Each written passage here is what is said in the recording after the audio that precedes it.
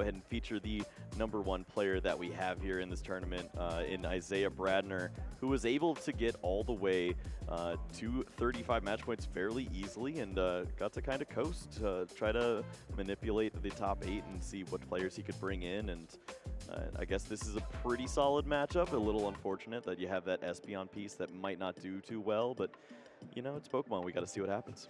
A little bit of a liability, and it's time to head over to the table now. And for this matchup, yes, it'll be Isaiah Bradner going up against Ciran, Farah, and I mean, I'm personally glad that we get to feature a Canadian in this matchup too. It's Toronto Regionals. There's that little extra pressure of the hometown glory to try and bring it home for us Canadians out here.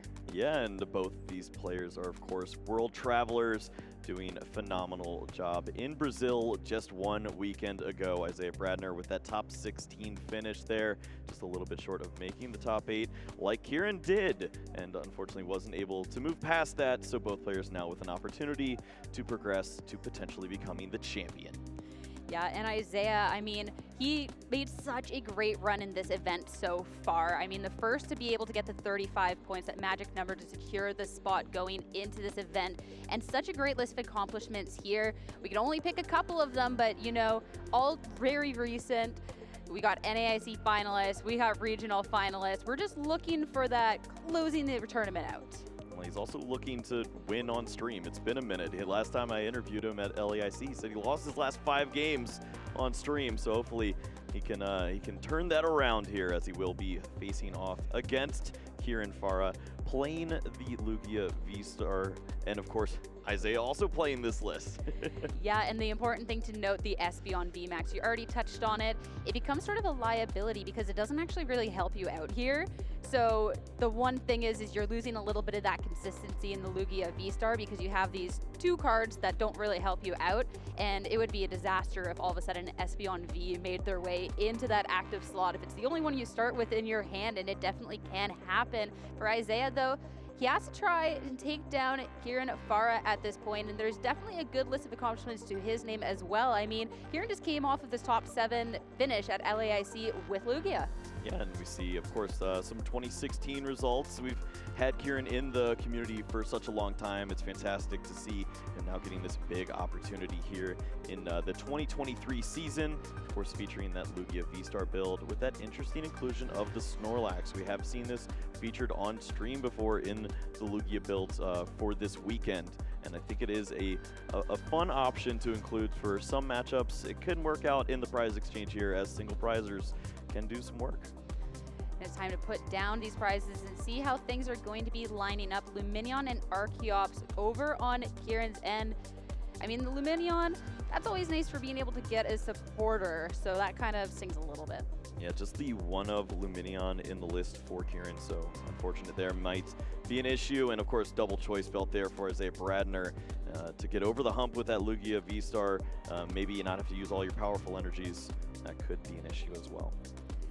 And in this matchup with these Lugias, there's been so much talk from players that play this Lugia about the importance of being able to go first, to start going for this setup. And it does look like it's all going to be on Ciran to get this off on the right pace.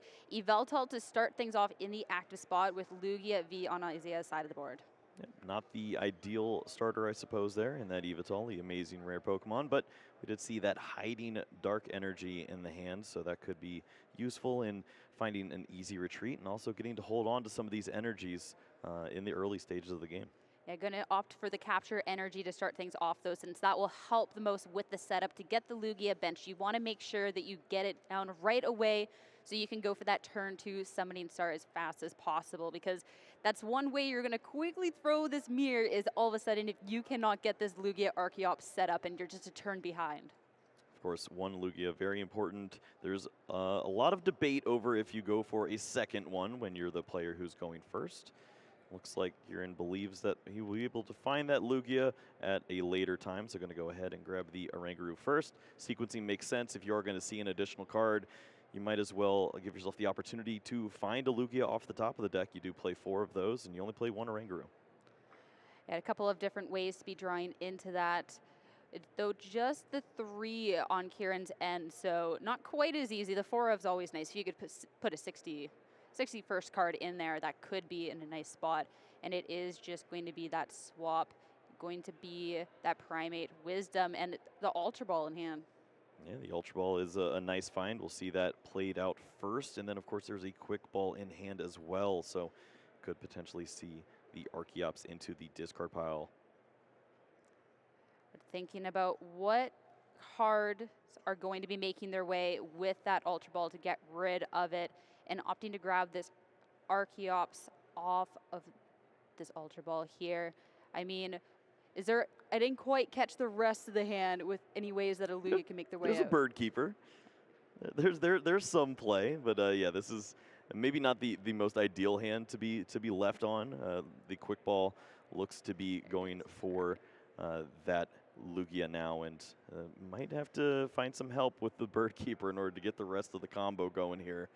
You're asking a lot of 3 cards to find Lugia V-Star, and you'd love to have a second Archeops in the discard pile, but it might not be that kind of game. Yeah, you might have to go for that in the next turn, but being able to get this Lugia V down on the bench was the most important. Being able to go for the Archeops first and then throw it away into the discard with that Quick Ball. So you got a couple of pieces going for you. You got 1 Bird, you got 1 Lugia, you got the Oranguru, and it's just going to be a pass that have to be enough for now. Yeah, this is a solid start. You can't ask for much more here, I suppose. It'd be nice to have some extra cards in hand to feel a little more comfortable, but the Archeops into the discard pile and the Lugia down is certainly a strong start. Isaiah now going to have to consider what you do to combat this. The main answer is at least find yourself a second Lugia so that you're not worried about losing your entire engine. You need to focus around that summoning star to get the ball rolling. Yeah, and it feels bad when you go second that you have to be benching that second Lugia to make sure that you're not all of a sudden completely ruined. There's so many energies in this hand. What in the world's going on? Maybe that explains why his head was in his hands there for a second, debating on what to do. That was ridiculous. I think I saw 5 special energies. It's just going to be what do you do? Oh, that was your turn as a Lugia player.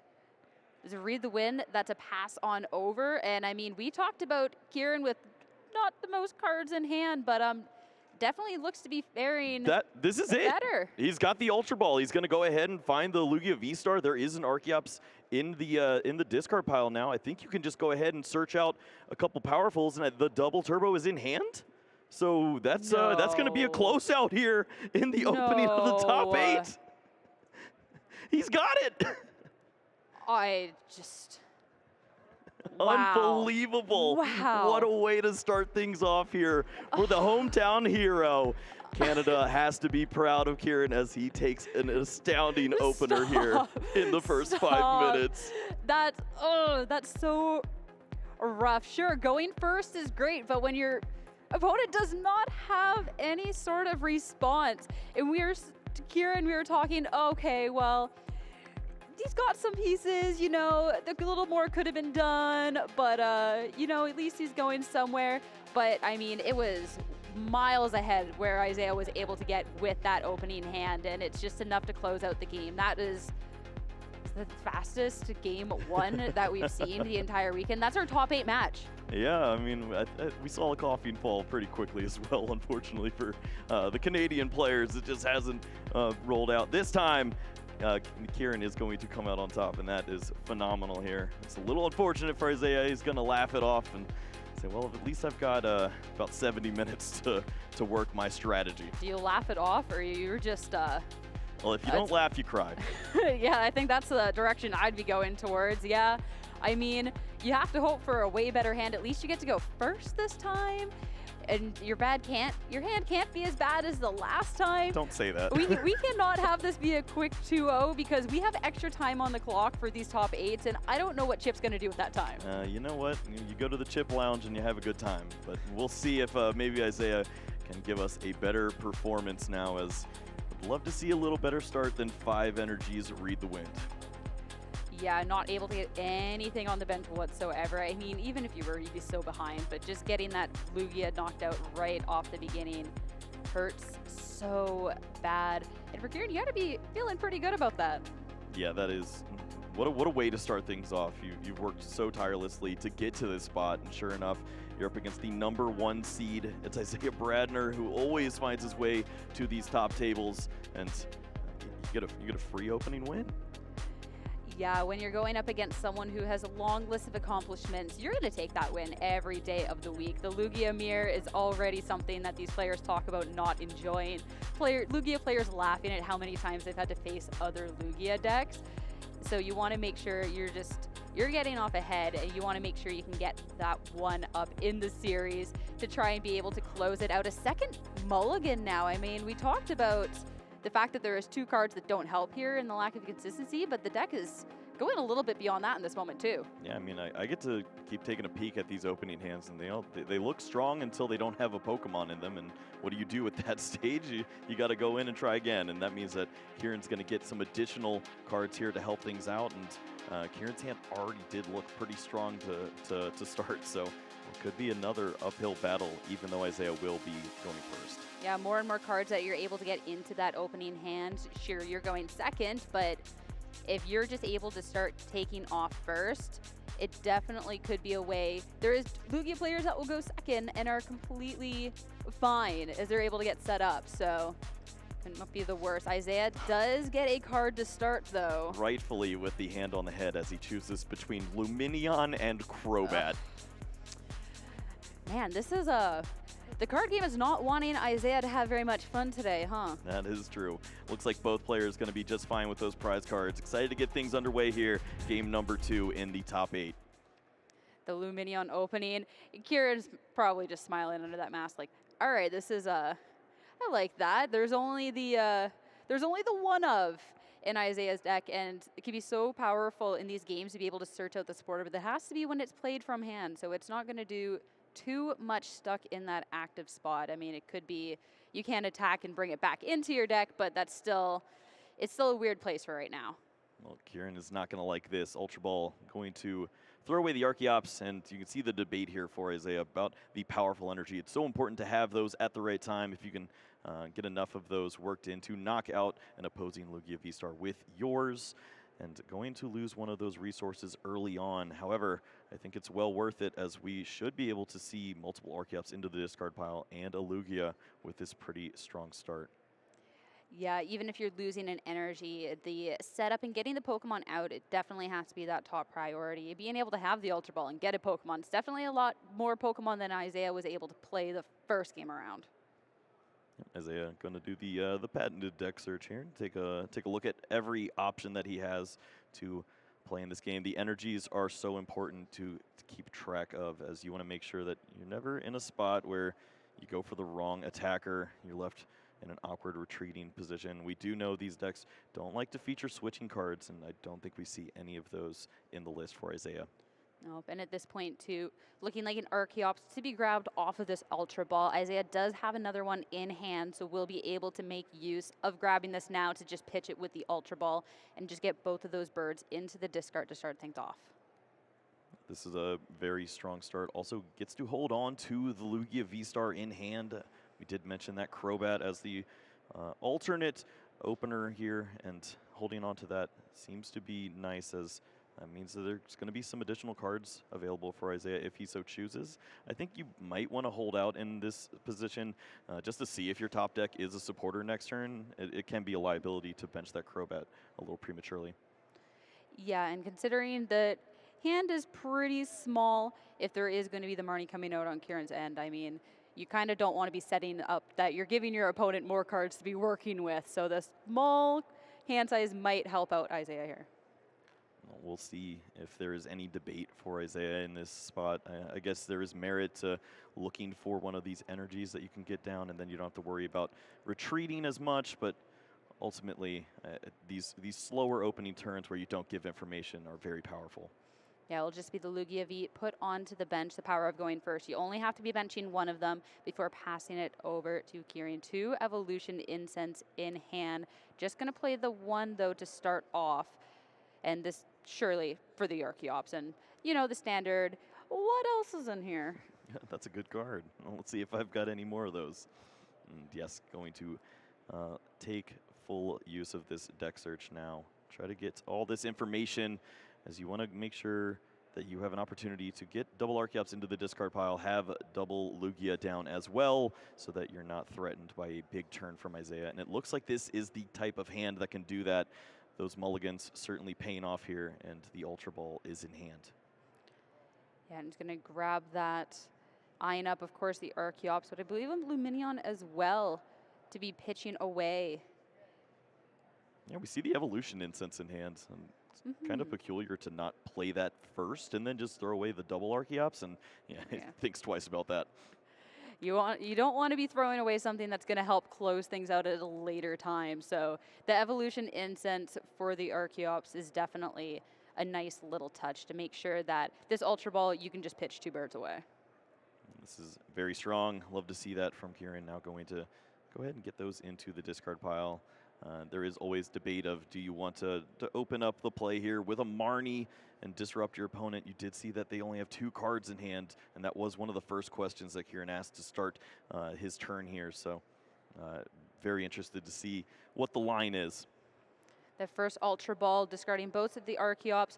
You're certainly getting the engine going, and is going to use that first Ultra Ball to grab the Oranguru, just prioritize making sure that you can control what is on the top of the deck. I think this is a nod towards the Professor's research that's in hand. We do see some special energy cards there, those powerful energies, so important. Unfortunately for Isaiah, having to lose one of those. And Ciran not going to have to suffer the same fate as he places that on the top of the deck and now gets to shuffle with the Ultra Ball. Very clean here. Yep, second Ultra Ball will have an opportunity to go and grab another Pokemon and get that bench. Going second, could have been a Lugia, but this time around it will be the Snorlax for another attacker. Yeah, Snorlax is a big hitter, 180 damage, can knock out Luminion, and can put a lot of pressure on Pokemon. And don't forget that you can also make use of those powerful energies on this Pokemon too, so some surprise knockouts certainly could be lined up. As well, just the fact that you're only giving up 1 prize when that Snorlax goes down just feels so good. The fact that these decks do feature a couple of different options for these 1 prizers is a way that they're able to be making sure that they can be ahead in the prize trade. The Radiant Charizard being another one that's benched before that Professor's research comes out. I can't think of a situation where you wouldn't high-five right there. That's a perfect start. The Professor's research for 7 cards, 2 Archeops in the discard pile. The Lugia looking very good, and you're just going to have the Snorlax in the active spot. I guess the only question now is, do you try to find another Lugia? Feels comfortable holding the Ultra Ball here. Instead, that Snorlax going to the active, it's going to be a pass over to Isaiah, quickly putting down the Lugia V-Star to get that evolved up. And sure enough, summoning Star, and we're going to get the Archeops onto the bench from the discard. So much more Pokemon than we got to play the first time around. But that Luminion in the active, you start have to figuring out where the energies are going to go and how you want to be going about this turn. Isaiah gonna get some information there. Take a look at the discard pile. Says, oh, you've got double Archeops too. I'm gonna have to do something about this and at least get some energies into play. Would expect the Lugia to see some action here. The problem is, what do you do with the follow-up? If his hand isn't going anywhere, then Isaiah's going to be very reliant on the prize cards to help out.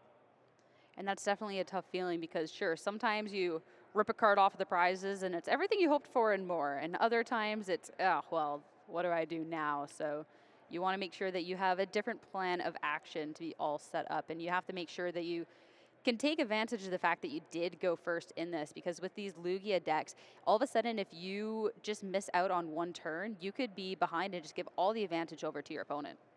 Looks like Isaiah's considering the Aqua return here. So it's going to be a little bit short of the knockout. The Snorlax has 150 hit points, so not taking a prize card. Feels weird in this matchup. So you're so used to seeing the prize cards flying left and right. Yeah, at least you'll be able to get that Luminion. With the Crobat coming out, though, to finally get some more cards in hand for Isaiah to hopefully use, to hopefully have a little bit of better luck with. Oh, to see the Dark Asset trying to help out here. Radiant Charizard in hand. It's a little early for that. And where do you go from this point? You can attack in. You could just pass the turn. This doesn't feel great when you're staring down a Snorlax that you can't even knock out at this stage. especially too, you know over on Ciran's end that pretty close to getting the combo set up, that energies can be accelerated and the Snorlax hits for a lot more than this Lumineon is doing. Isaiah's going to eye up some more energies by way of that Archeops. Could be looking to fuel the Lugia V-Star now, and at least one powerful energy committed. Going to go ahead and capture energy onto it for the second one. Both of the Primal Turbos being used now this turn, just trying to get things set up in the coming turns. You said it was a little early for this Radiant Charizard, but Isaiah says, maybe not. We're going to bring this out so we have something going on here. Yeah, it doesn't hurt you. It's not like your opponent's going to target it at any point. You can just leave it there, and it looks like Isaiah is going to get an additional energy onto the Lumineon just to shuffle it back in. So considering all the resources here is Isaiah, and it's just going to be that sacrificial Radiant Charizard at this point. Just can't surrender a V knockout or one of those very important Archeops. Yeah, it's the only thing that you can really put forward that makes sense in this situation. And it feels bad when that's how the Radiant Charizard has to go down. That ability is so strong later on in the game. Doesn't help you out now, but if you have to lose it, it's a tough situation. V-Star for Ciran means that Summoning Star can happen to get two of these Archeops on the bench and show off a little of, hey, I'm playing this Lugia too. I can get this acceleration and a little bit of a better situation with an attacker. Yeah, this is, I mean, think about the call out there from Ciran on the opening turn, not using the Ultra Ball for the second Lugia. Says, I don't think you're going to get there, and this works out perfectly. Gets to have a bench that has all of the Archeops along with a couple options for attacking these single prize Pokemon. The Oranguru will also help with some consistency, and we see some cards like Boss's Orders in the hand.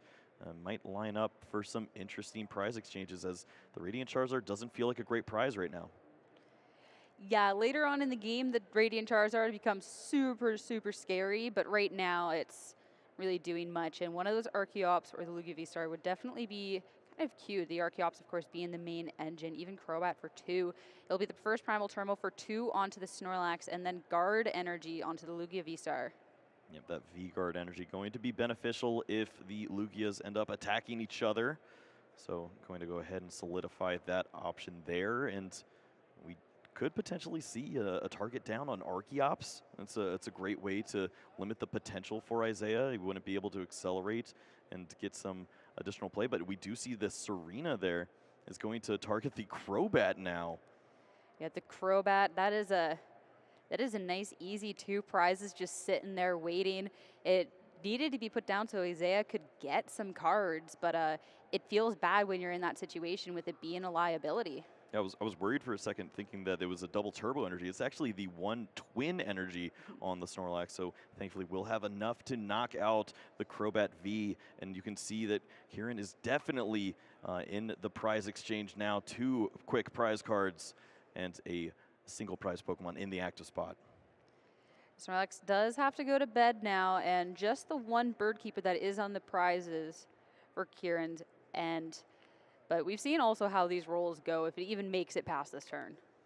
Yeah, it'd be interesting. It's, of course, very awkward for Isaiah to handle this Pokemon. We've already seen on the opening attack there with the Lumineon, just leaving damage on the Snorlax feels weird, and you certainly don't want to just attack in with a Lugia V-Star. So perhaps now Isaiah going to try to put together the math for a big knockout on a V Pokemon of his own. You try and make sure that you keep any sort of momentum, because you're quickly losing some when you're having 2 prizes taken from you pretty early on and not really having too much in ways of attacking power. With the Lugia V-Star, it's another 2 prizes if that goes down. Going to lose the choice belt, and these decisions are continually getting tougher as Isaiah has not had a lot of cards in hand to work with here. Of course, the Lumineon was shuffled back in by way of Aqua Return, so going to have an opportunity to grab a supporter card with that. Being able to Aqua Ring, I mean, it hurts when you're not taking a prize for the turn when that happened, but being able to have the utility of it now to give yourself some sort of out to piece something together is definitely a lot better than what this alternative could have been. I guess the decision now probably already made, as we see the choice belt was not the one of the cards held onto at this stage. If we saw the belt, then maybe you go after the Lugia V-Star and try to take those 2 big prize cards early on. Instead, it's going to be a disruption strategy. Hopefully the Lugia V-Star hangs around and the Marnie can benefit, slowing down Ciran as he's off to a phenomenal opener here. Yeah, hopefully your opponent can maybe have a couple of the same bad hands that you've been having at this point. Has to figure out now with the Archeops where exactly you want to put special energy, or which ones more say, as we're going to see one attached onto this Lugia V-Star. Yep, double turbo energy signifies that going after that Lugia is not going to be the job of this Lugia V-Star. It's going to have to likely be a Radiant Charizard that works its magic later on. So gonna just try to stick around and maybe remove 2 of these single prize Pokemon. It's going to be the job now for this Lugia. 22. Isaiah, yet again, you can see they're like head in hands, trying to think this through, figure out where these energies need to be going down to mapping things out, because finding yourself on the wrong end of this prize exchange can be tough. It'll be an Aurora energy and that V-Guard energy being attached to the Lumineon on the bench.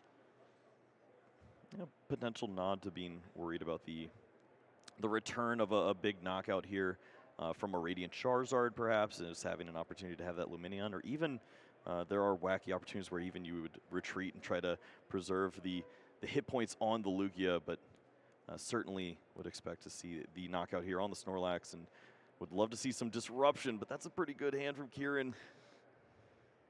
It's the Canadian plot armor at this point. That's you're Canada, you're Canadian, you can't lose. It will be the retreat from the Lugia to bring this Lumineon V into the active, and this will be able to do the damage and be able to put it right back into deck. Yeah, this is something I was hinting at. You could always retreat, use this Lumineon to take the knockout, bring back the Radiant Charizard if you want to, and it's a prize card that Ciran has already proved that he doesn't want to take just yet, and maybe he doesn't find a Serena or a Boss off of the 4 cards of the Marnie, but we know that that's not the case. Yeah, I mean, when you're just going for that straight classic Lugia and you have that extra space to be able to go for the consistency, the Marnies might look a little bit better, because 2 Serena, 2 Bosses orders in total in the deck is definitely giving you a little bit better odds than some people who like to try and skimp on that count a little bit. The Lumineon V will go for that Aqua return. That'll be enough to KO this Snorlax, and it'll be an Archeops instead promoted as the sacrifice. Yeah, as the prize cards start to fall, the benefit of Radiant Charizard continues to grow, and you can see that getting the knockout on the Lugia V-Star could be difficult, especially when it has that V-Guard energy, but if you keep the Radiant Charizard around, you don't have to worry about that. It's not a V Pokemon, so you can just get that choice belt and take a big knockout there. So going to lose some of the engine here in the Archeops. Yeah, though it is possible with just the one Archeops. So you've even seen Lugias where they have to do that Desperation Summoning Star for the one, and it never feels that great, but some energy acceleration is certainly better than no energy acceleration at this point. It'll be a quick ball to get this amazing Yveltal on the bench for Ciran, and it's just attackers on attackers on attackers. Well, we're seeing powerful energies. I think you know what this means. This is terrifying now for Isaiah, as we've already seen 2 prize cards by way of a V Pokemon knockout, and Lugia V-Star might not be sticking around. You know, too, when your opponent is grabbing the powerful energies out of their deck at this point, like, oh, there is definitely something very scary in this hand that I am not going to appreciate whatsoever. You can see it on his face. And, of course, the Lugia benching from Isaiah, a nod to this, saying, yeah, I might need the additional hit points. That was something that can buy turns in these stages, and already down potentially 2 to 5 prize cards in this crucial game number 2. Wow. And at this point, too, being able to use that Oranguru to put a card to the top in case there's any further disruption going on, and grabbing another 2 prizes with the big KO thanks to Tempest Dive.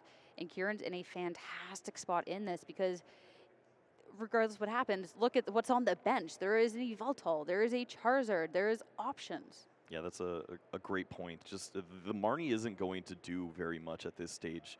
The way to get these energies, the Archeops is sticking around. 2 of those are available. Radiant Charizard and the Yveltal will be able to make a push, even if the Choice Belt is found here for the Radiant Charizard on Isaiah's side. And you have to do something. There'll be a heat energy attached onto this Radiant Charizard, but you still have so much mileage that you need to be making up at this point. You're so far behind in this prize trade, and we hear people talking about the prize mapping and how important these prizes are and not even missing one, and Isaiah's had a couple misses. Of course, Radiant Charizard is going to try to assist in this.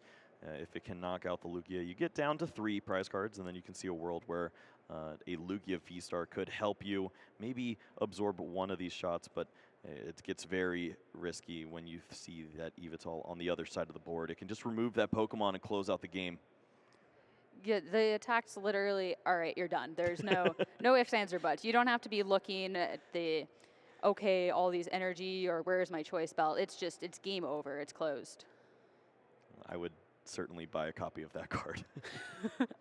It's basically what it does, all right? That's a Amazing Instructions, fantastic attack to be closing things out. It will be a choice belt found for Isaiah, though, so this Charizard is going to be able to pack a punch. Yep. And we do see the evolution here of the Lugia V-Star, so the additional hit points mean that not only will the Yveltal have to be the attacker to close out on that V Pokemon, but of course we're going to be looking to see if there is a gusting effect.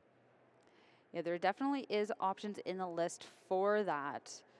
So we'll have to see if one can be gained. It would be now the KO onto this Lugia V-Star in this Yveltal. Oh my goodness, he found the boss off the top. Every time. What an unbelievable way to close out here. We see the energies. That's going to be 5 down onto the amazing rare Yveltal. Boss's orders. Isaiah knows. And he's closing out. That is a huge win here for Ciran Farah in Toronto Regionals. Big congratulations. The standard Lugia coming out on top, and sure, it was a rough game 1. I mean, game 2 was a little rough on Isaiah's side as well, but still a really well put together game by Ciran to make sure that all the pieces were aligned at every step of the way. Even in that first game, like, you just set up enough. You need to have enough, and then it's just going to be what gets him now into the top 4. Yeah, that's a great way to close things out here. And everything going Ciran's way in that game, both games, honestly. And for Isaiah, just reading the wind, trying to get something going. It wasn't working out. Found the way to stay in the prize exchange and played everything pretty flawlessly in game number 2. But the cards just weren't there. If you're playing against a Lugia that doesn't skip a beat, it's very hard to come back. Yeah, when you're main attacker and that was a Luminion for a good chunk of it, awkward ringing not just once but twice, you're definitely in a rough position to be doing that desperate sort of play and just other things just not coming together. And with the Lugia, sure, a lot of it's dependent on the coin flip, but there is those other factors, and one turn spent aqua ringing is going to be that one turn that your opponent needs to get ahead. Yeah, the Snorlax might be the MVP as it was able to stick around with those high hit points, take some big knockouts, and just take advantage of Isaiah, who was just in an awkward spot.